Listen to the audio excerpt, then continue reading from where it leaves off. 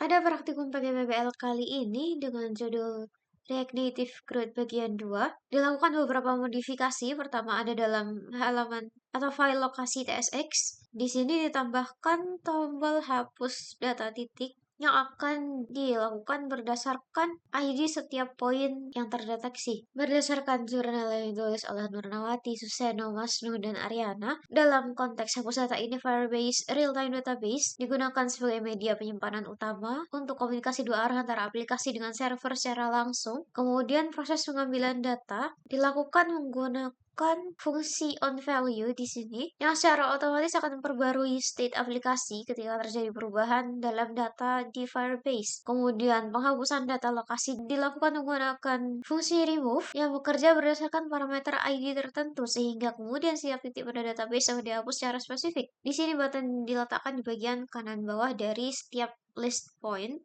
dan memunculkan confirm dialog ketika akan dihapus.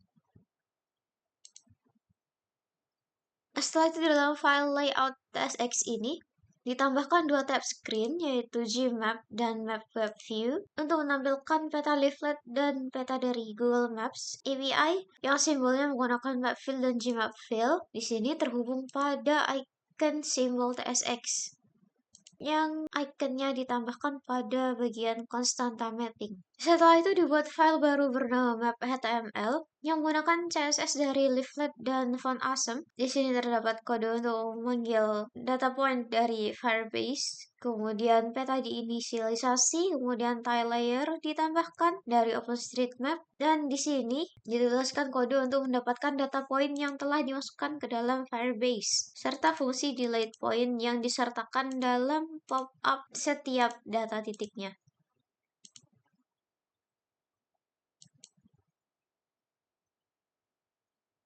Di sini peta leaflet diletakkan di antara lokasi dan Gmap API yang menampilkan setiap poin sama seperti yang telah dimasukkan pada Firebase. Kemudian dibuat file map webview TSX sebagai jembatan agar file HTML dalam peta web statis pada halaman map HTML dapat ditampilkan pada aplikasi React Native. Di sini digunakan WebView untuk menampilkan konten HTML dalam aplikasi mobile, sehingga nanti halaman leaflet ini bisa ditampilkan pada emulator Android. Setelah itu ditambahkan file Gmap TSX untuk menampilkan peta dari layanan Google Maps API, di mana data point yang ditampilkan juga diambil dari Firebase Real-Time Database. Kemudian di sini terdapat bagian use effects yang akan mengambil setiap poin dalam database dan akan memperbaruinya secara tersinkron dengan perubahan yang dilakukan pada setiap data titik. Di sini juga ditambahkan touchable opacity untuk floating action button yang akan mengarahkan halaman pada form input location untuk menambahkan lokasi baru. Di sebelah sini tampilan poinnya masih sama karena diambil dari database yang sama.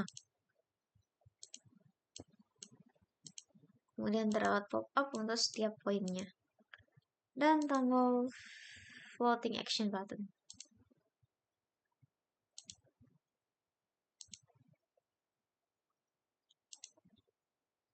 Sekian, terima kasih banyak.